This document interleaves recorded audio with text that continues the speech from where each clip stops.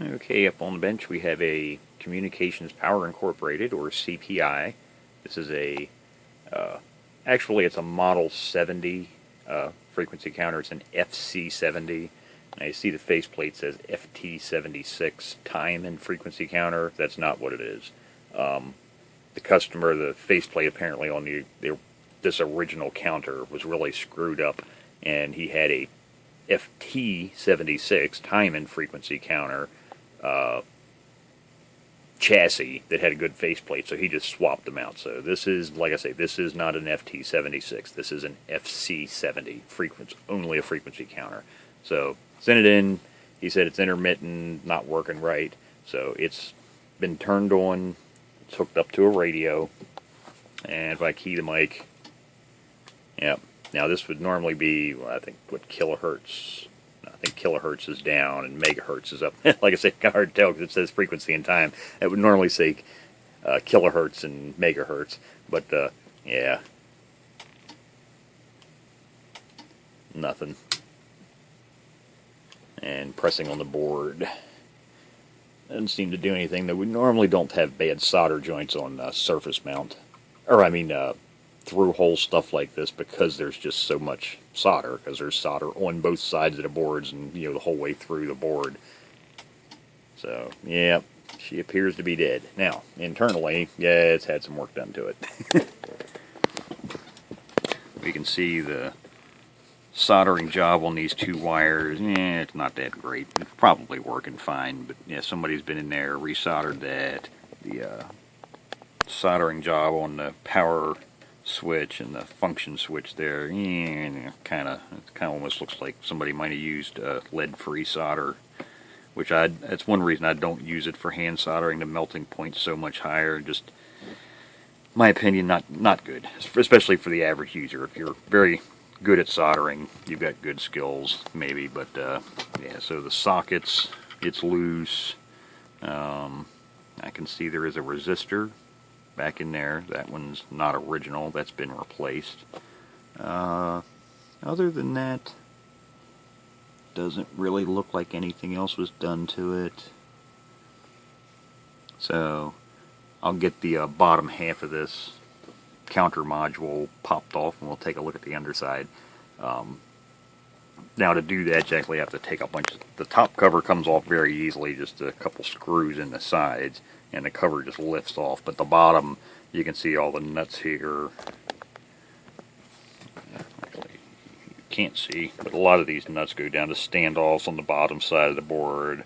The display board, you can see the bracket down there. Everything's attached down there. So let me turn this off, turn off the power supply, and we'll get the bottom side torn off, and we'll see what she looks like down there. Okay, so here's the underside. Nothing really looks that out of the ordinary.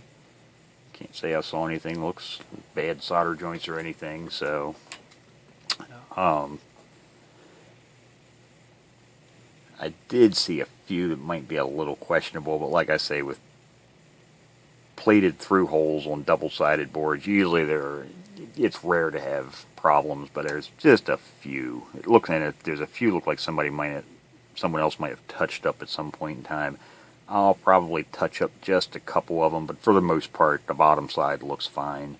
Now, before I even get into diagnosing it, I always change the electrolytic caps. No difference here than with a radio. I'll change those caps, because they're going to get changed anyhow, so might as well do that work first. That way you can always eliminate, those as being a problem. No use, troubleshooting something just to find out it's a part you're going to change later. So, and this has very few, but like I say, these are a little tricky to work on. So what I'll actually do is to completely remove it, I'll remove the voltage regulator and unmount the transformer. That way I can completely get rid of this bottom half of the housing. But yeah, as you can see on the top side, there's really not that many electrolytic capacitors. You got the big axial lead one there, too small, and then there's, I think, 2 or 3 total tantalums. You got the one, yeah, 1, 2, 3. So yeah, there's only 3 tantalums on here. So we'll get the 6 capacitors changed, and Then I can get on the diagnostics, see what the heck's going on with this thing, why it doesn't seem to want to count. And one of the first things to check, if you have a counter or anything that has anything to do with frequencies, counters, radios, doesn't really matter. Make sure you actually have a frequency being generated, because frequency counters work by having an oscillator of their own, and this is behind the wires there, but this is the crystal, okay? And then there's your trimmer capacitor. This is what you'd normally use to align or calibrate this counter. So, if your frequencies display is not reading right, that's the trimmer cap you use to adjust the display so it reads properly. But the first thing I always check is, because crystals do go bad.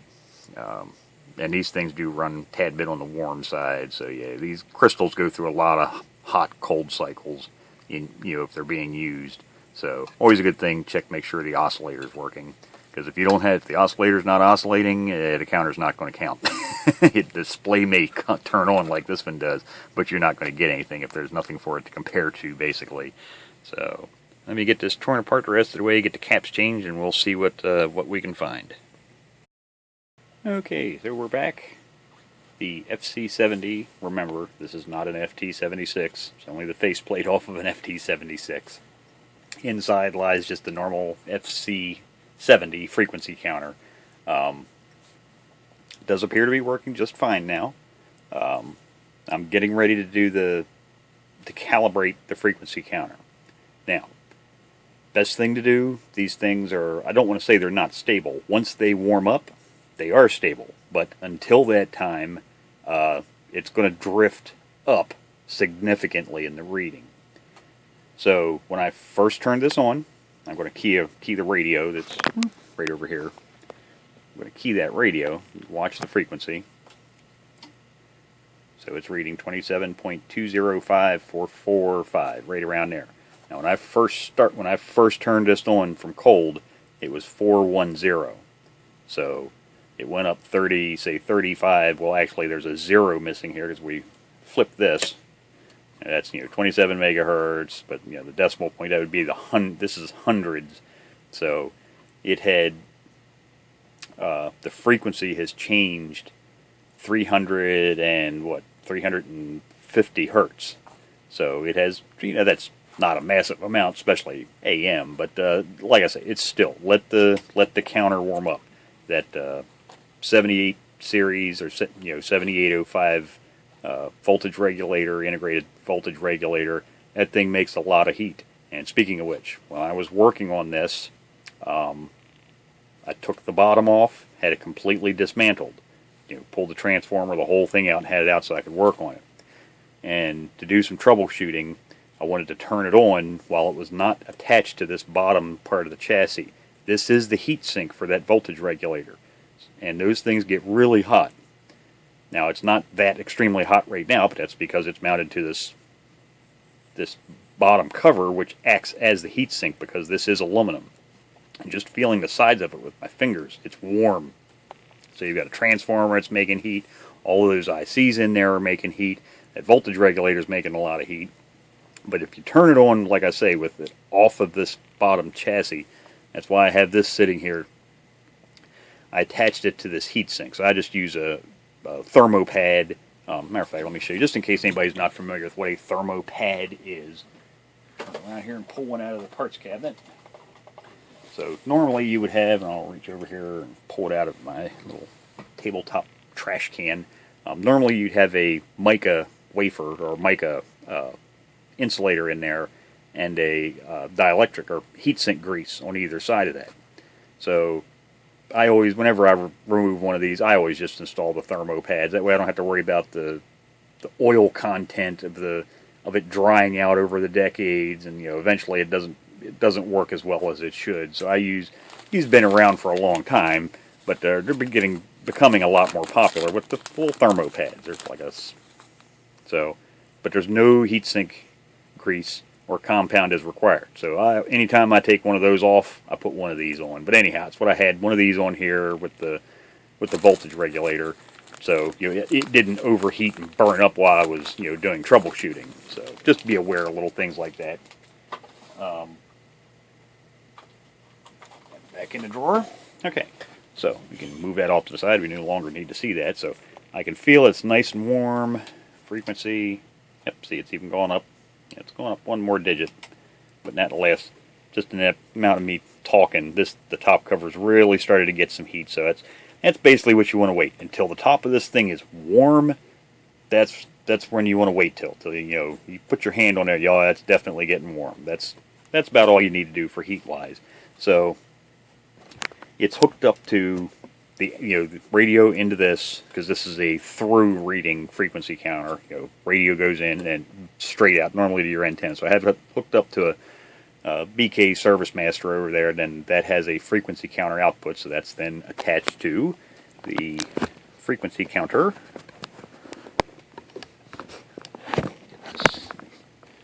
Right there. So what we want to do, trying to get both of them in the picture there. There we go. Didn't seem to want to focus on that back. There, that's better. So I'm going to get my alignment tool, which is just a ceramic screwdriver. And don't use a metal screwdriver when you're adjusting this trimmer cap, because just that can change the capacitance when you get close to that with a ferrous metal screwdriver. So always use a proper either plastic, or sometimes you'll strip the tips off of your alignment tool if you use those. But these new ceramic adjusters are fantastic for doing the little trimmer caps. So we'll pop the top cover off. Our microphone.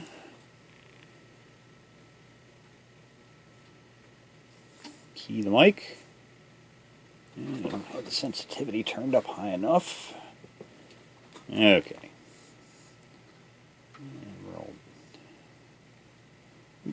Far. So we want to see 22 on there, because that counter there is reading 220, 219, 220.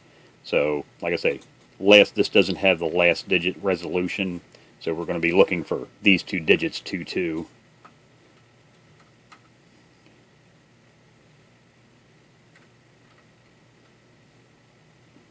And these little trimmer caps can be a bear sometimes, trying to get them right on.